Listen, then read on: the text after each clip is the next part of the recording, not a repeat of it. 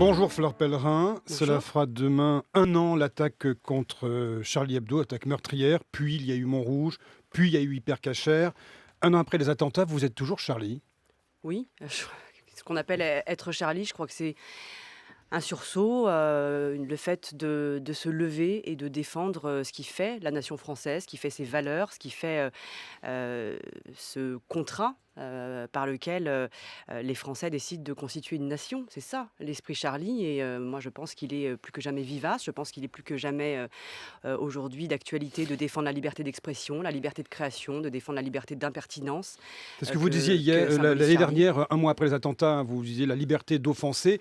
Je vous pose la question parce que l'Union nationale avait été très vite oubliée à l'époque. Souvenez-vous, il y avait eu la grande manifestation du dimanche, et puis ensuite ça s'était délité. Mais l'Union Et tout le monde nationale. n'était pas dans la rue, vous vous rappelez? On ne manifeste pas tous les jours pour signifier l'unité de l'union nationale. Moi, je ne crois pas du tout, à ce que j'entends lorsque certains disent, «L'esprit Charlie a vécu une quinzaine de jours et après, s'est tu». Je crois au contraire, que cet esprit, il est aujourd'hui plus que jamais vivace, qu'il est manifeste à travers, beaucoup d'aspects du débat politique. Je crois qu'il est, encore, indispensable de se défendre, et de défendre nos valeurs et de se battre pour la liberté d'expression et la liberté de création. Quand je vois les débats qu'a suscité, par exemple, cette nouvelle une de Charlie, Ouais, je me dis, vous, bah vous, oui, vous l'esprit écrivez Charlie, dans ce il est, numéro, hein, vous y il êtes est encore dedans. très Hein. vivace. Ouais. Derrière, ouais. Guy Et Berenbaum le brandit devant les caméras de France Info, sur le live France Info. Vous avez signé une tribune à l'intérieur, oui, un billet. pas une En dernière tribune, page. pas une Ouais. tribune, quelques mots pour dire l'attachement que j'ai à la pérennité de ce journal, à son esprit. Vous me permettez cette question? Encore la religion à la une? Encore la religion? Oui, et alors? L'esprit Charlie, c'est ça. Moi, je souhaite que Charlie reste Charlie, qu'il puisse avoir encore cette impertinence, puisse avoir envie de parler de religion, de se moquer non pas de la religion et de la liberté de conscience, mais Ouais. voilà, du clergé, de ceux Alors, qui utilisent la religion à des fins politiques. alors, Fleur Pellerin, nous avons senti une forme de frustration, d'agacement, de détresse parfois même dans les mots de certains des acteurs de ce drame. Prenez Maryse Wolinski, je ne vous parle pas du Y, l'erreur sur la plaque d'inauguration hier de commémoration, mais les mots qu'elle a pu dire, l'épouse de Georges Wolinski, sur les failles de la sécurité, c'était également le propos d'Ingrid Brinsolaro, l'épouse du policier qui a été tué avec les membres de Charlie. Des questions demeurent sans réponse. On a l'impression qu'un an après, quelque chose n'est pas terminé dans cette Et bien histoire. sûr, beaucoup de questions demeurent sans réponse, des questions probablement que se posent les proches des victimes, c'est bien normal. Et d'ailleurs, Bernard Cazeneuve a indiqué, le ministre de l'Intérieur a indiqué hier que c'était naturel de se poser ces questions et que toutes les réponses possibles devaient être trouvées et apportées à ceux qui se les posent bien naturellement. D'autres questions beaucoup plus vastes restent sans réponse. Le sens de tout cela. Moi, j'ai vu ce très beau documentaire du côté des vivants qui est Oui. passé hier à la télévision. Le sens des actes de ceux qui ont commis ces crimes.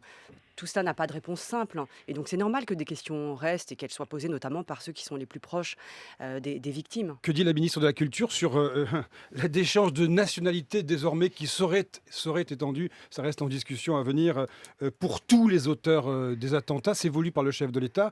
Et la France va produire désormais des Mais apatrides. écoutez, je crois vraiment qu'on se trompe de débat. On pose un débat juridique là où il n'y a un débat que politique. Le débat juridique, il est, à mon avis, très simple. Et je suis assez surprise de voir d'ailleurs tous ceux qui s'improvisent ces derniers temps, professeurs de droit international public ou Ah, c'est normal que experts tout le monde se en droit documente constitutionnel. sur un sujet Oui, mais pareil. justement, Ouais. je pense qu'il y a beaucoup de choses fausses qui sont dites et que si on faisait la chose très simple que d'aller Allez-y. voir sur Internet ce que sont ces textes, on ne se tromperait pas autant.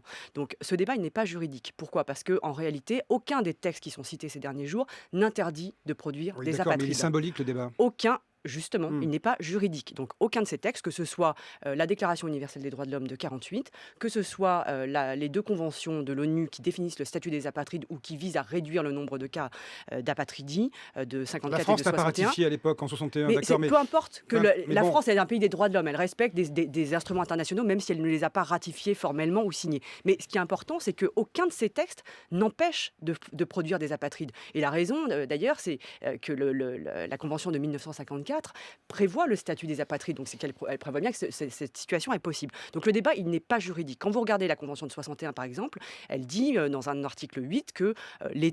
les États ne fabriquent pas d'apatrides, mais il existe un certain nombre de circonstances dans lesquelles ils le peuvent. Et par exemple, lorsque des individus portent un préjudice grave aux intérêts essentiels de l'État. Est-ce qu'un acte de terrorisme, est-ce que prendre les armes contre ses concitoyens, ce n'est pas porter un préjudice grave aux intérêts essentiels de l'État? Je crois que si. Donc ce débat, il n'est pas juridique, il est politique seulement. Il est politique seulement. Pour vous, Et c'est là, politique là, pure, voilà. il n'y a que deux questions qui vaillent. Les deux questions qui vaillent, c'est qu'est-ce que la nation? Qu'est-ce que c'est faire nation? Qu'est-ce que c'est vouloir vivre ensemble? Et la conception qu'a la France de la nation, c'est une conception politique. C'est pas seulement une conception organique ou biologique ou ethnique, c'est une conception politique. C'est depuis Renan et Fustel de Coulanges, c'est le fait de vouloir vivre ensemble, de savoir où on va, de regarder Oui, dans la mais même direction. Donc c'est ça, c'est ça sans, la nation. sans insulter les Guy terroristes, Berenbaum. je me permettrai pas. Je pense pas qu'ils aient lu Renan ou Fustel de Coulanges, et je pense qu'ils se moquent comme de l'an 40, Absolument. qu'on les déchoit de leur nationalité. Mais c'est pour ça que la vraie question qui se pose, c'est qu'est-ce qui fait une nation? Et est-ce que des individus qui prennent les armes contre la liberté d'expression, qui tuent des journalistes parce qu'ils sont journalistes, qui tuent des juifs parce qu'ils sont juifs, qui tuent Des policiers, des policiers parce qu'ils sont portent policiers, l'uniforme des forces et de des l'ordre, militaires. qui tuent des gens qui sont à une terrasse de café ou à un concert parce qu'ils représentent la liberté de vivre et d'un mode de vie qui fait la nation française? Est-ce que des personnes qui font cela, qui sont français, quelle que soit la manière dont ils ont acquis la nationalité française, ne sont pas des gens qui se placent en dehors de la nation? Mais l'autre Eh question, bien, moi, je crois que si. Alors, c'est ça le débat politique qui est posé. C'est ça le débat politique qui a été posé par le président de la République et par le Premier ministre. Le reste, les arguties juridiques, tout ça, ce n'est qu'un écran de fumée pour masquer le vrai débat qui est un débat politique. Est-ce qu'on est d'accord sur la conception de la nation, une conception qui n'est pas, encore une fois, organique ou biologique ou ethnique, mais qui est une conception politique? C'est vouloir vivre ensemble, c'est choisir tous les jours mais Fleur d'avoir un Pellerin, destin pardonnez-moi. commun. Et est-ce que certaines personnes qui prennent les armes contre les valeurs qui incarnent la France, contre les valeurs qui fondent la République française et la nation française, ne doivent pas être considérées comme étant en dehors de la nation? Moi, je crois que si. Je comprends qu'on pense le contraire, mais qu'on ne se réfugie pas derrière des arguties juridiques pour défendre un point de vue contraire. Mais l'autre question derrière, c'est qu'est-ce qui fait le droit? Et est-ce que c'est le symbole qui fait le droit? Vous le disiez, effectivement, ces lois, et tout le monde le dit d'ailleurs, ne serviront pas à grand-chose en soi, puisque apatride ou pas, peu importe, si cette personne est en prison, de toute façon, elle est en prison probablement jusqu'à la fin de On sa vie. pourrait dire la Mais même chose. qu'est-ce qui fait le droit? Est-ce que c'est le Proclamer le fait symbole? que les Français naissent et demeurent libres et égaux en droit, est-ce que c'est utile? C'est beau, c'est du symbole, mais ces symboles-là, ils sont Bah, c'est aussi un droit utiles. fondamental. Mais Ça moi, je s'appelle crois le que droit c'est fondamental. pas utile pratiquement pour un policier qui va lutter contre le terrorisme dans la rue et dans le quotidien, mais c'est utile pour savoir pourquoi les Français sont ensemble et forment un peuple et forment une nation. Moi, je crois que ces symboles-là, ils sont extrêmement importants. Et je pense que c'est pour ça, d'ailleurs, que le président a posé ce débat devant le Congrès, parce que c'est important qu'on sache aujourd'hui, alors que les terroristes veulent s'en prendre justement à ce qui fait l'unité nationale, veulent créer de la fragmentation et de la guerre civile dans notre société. C'est important de rappeler ce qui fait nation, ce qui fait qu'on est un peuple et une nation. C'est très important. Justement, sur ce sujet, ce matin, dans le Figaro, l'académicien français Alain Finkielkraut écrit, et je le cite parce que je ne veux pas travestir sa pensée: cette guerre civile, les djihadistes la veulent et ils ne sont pas les seuls. Les harangues de certains rappeurs y invitent expressément, ici de Salif, Ministère Amer, Monsieur R, Booba, etc. Que dit la ministre de la Culture sur cette remarque d'Alain Finkielkraut? Je dis qu'il y a une différence entre des gens qui prennent des kalachnikovs et qui vont tuer une centaine de personnes au Bataclan et des chanteurs qui peuvent exprimer des choses dans un texte ou à la une d'un journal. Je pense qu'il y a une différence de degré, il me semble, dans l'atteinte aux principes et aux valeurs fondamentales de la République. Mais là où je rejoins complètement Alain Finkielkraut, c'est qu'il a raison de dire que les terroristes veulent créer la guerre civile, ou en tout cas de la fragmentation dans notre société. Et c'est bien à cela qu'il faut répondre. Et moi, je ne suis pas du tout d'accord avec ceux qui disent, ou qui invoquent les droits de l'homme, ou qui invoquent l'héritage révolutionnaire de notre pays pour dire ce débat sur la déchéance de nationalité, encore une fois, pas sur la patrie, ce débat sur la déchéance de nationalité n'est pas digne de la France des droits de l'homme. C'est au contraire complètement dans la lignée de notre histoire. Je pense que c'est une réflexion sur la nation. Pour rebondir sur ce que vient de dire Guy Berenbaum, Fleur Pellerin, il n'est pas question d'excuser des crimes aussi odieux, mais le président Hollande a fait de la jeunesse l'une de ses priorités aujourd'hui. Et les jeunes sont confrontés à un chômage massif. Et dans les cités, dans les quartiers, il y a des jeunes qui sont complètement hors de la République. Personne s'en occupe. Est-ce que ce sont les oubliés du quinquennat ? Écoutez, ce ne sont pas les oubliés du quinquennat, puisque vous l'avez dit, le président de la Pas République. question d'excuser des crimes, attention, Non, non, on est non. bien d'accord. Hein. Le président de la République a fait de la jeunesse sa priorité. C'est la raison pour laquelle nous travaillons sur la généralisation du service civique. C'est la raison pour laquelle chacun, dans notre domaine, chacun à notre place, nous membres du gouvernement, nous travaillons pour apporter des solutions. Mais on l'a dit tout à l'heure, aucune solution n'est simple parce que le problème lui-même n'est pas simple. S'il y avait une seule solution à la radicalisation, à la dérive, au fait pour certains quartiers, pour certains membres de la communauté nationale de se sentir relégués ou exclus. S'il n'y avait que des réponses simples à cela, eh bien, évidemment, elles seraient apportées. Mais ces questions sont extrêmement complexes. Qu'est-ce qui fait qu'aujourd'hui, certains Français se sentent en dehors de la communauté nationale, ne se sentent pas avoir les mêmes chances à l'école, ne se sentent pas avoir le même accès à la culture, ne se sentent pas avoir la même capacité à trouver un emploi? C'est à cela que nous sommes en train d'apporter des réponses. Et nous y travaillons. Donc, il ne faut pas dire que rien n'est fait. Mais ce ne sont pas des réponses simples. Ce ne sont pas des réponses simples et ce sont des choses qui prennent du temps. Vous voyez bien que, par exemple, sur le chômage des jeunes, il y a beaucoup de progrès qui ont été faits, que la tendance est meilleure. Voilà, donc il y a tout est fait, mais les effets sont parfois longs à se manifester. Alors, sur les progrès en cours, dans un tout autre sujet, je me tourne vers Guy Birenbaum. On parle de parité ce matin. Hein. Oui, il y a Riyad Satouf, le dessinateur, qui refuse sa nomination au Grand Prix d'Angoulême parce qu'il n'y a aucune femme nommée. Je pense que ça vous touche. Oui, en tant que femme, ça me touche. En tant que ministre de la Culture, ça me touche aussi. Alors on parle de bande dessinée, bien sûr.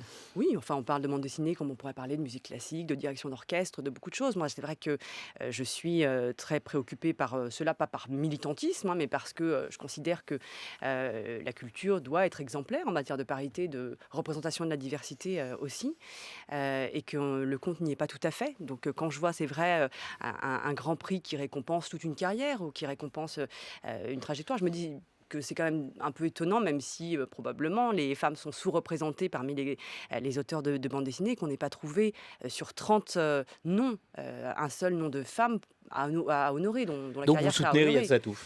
Donc moi aussi, je suis un peu perturbée par le fait que voilà, on n'est que sur 30 nominés, on n'est pas une seule femme. Je trouve ça assez anormal. Vous avez eu à gérer le dossier Agnès Salle. On en a beaucoup parlé, hein, l'ancienne Oui, on patronne en a de... suffisamment parlé, je crois. Donc 6 mois d'exclusion. Vous la reprenez ensuite au ministère de la Culture, c'est ça l'histoire? Elle sera réintégrée à la fonction publique, c'est ça la sanction. Il y a eu une faute grave, grave. Il y a des procédures pénales qui sont actuellement en cours, dont on verra ce qu'elles vont donner. Il y a eu une procédure qui a été respectée pour déterminer une sanction. Cette sanction a été déterminée. Voilà. Bon, c'est dit. Fleur Pellerin, 2016, année de bouleversement dans le PAF, vous savez, le paysage audiovisuel français, une vieille Ça fait expression. longtemps qu'on n'avait pas entendu Moi, ça. je l'ai fait exprès parce qu'en fait, C'est vintage. Ouais. Ouais, c'est bien ça. Ce qui change, c'est l'arrivée de nouvelles chaînes d'information continue, ou du moins l'accession d'LCI en clair. Et puis il y a le mariage France Télévisions, Radio France ici même, France Info, chaîne d'information continue. Dites-nous quelque chose là-dessus. Vous avez le regard de ministre de la Culture sur ce dossier ou vous laissez faire? Ah bah, non seulement j'ai le regard, mais vous savez que quand avant la désignation de la nouvelle présidente de France Télévisions, j'avais déterminé ce que je Delphine souhaitais être Ernotte. les grandes missions de l'audiovisuel public à horizon 5 ou 10 ans, à moyen terme. Et j'avais dit que l'information, le décryptage de l'information était une priorité pour moi et que je trouvais essentiel que le service public ait une place singulière dans le paysage audiovisuel français J'ai fait exprès, en là. matière d'information et de décryptage de l'information. Donc j'y suis extrêmement favorable. Et donc c'est Une bien chaîne dans cette indépendante du pouvoir économique. oui, c'est bien dans une chaîne du service public qui fasse de l'information. Je trouvais que c'était une idée à explorer. Donc c'est bien dans ce cadre-là que la réflexion a été lancée. D'ailleurs, je rencontrerai demain France Télévisions, enfin les dirigeants de France Télévisions, de Radio France, mais aussi d'autres entreprises du service public, France 24, pour faire un point d'étape, pour voir où on en est sur cette question. Mais moi, j'y suis extrêmement favorable et je pense qu'il y a un besoin, il y a une place pour la singularité du service public, indépendante d'intérêt économique, pour le traitement de l'information. Voilà, bah, si vous avez un point d'étape, on sera ravis d'être au courant, nous aussi. Je vous en Merci beaucoup. informerai évidemment. Merci Fleur Pellerin.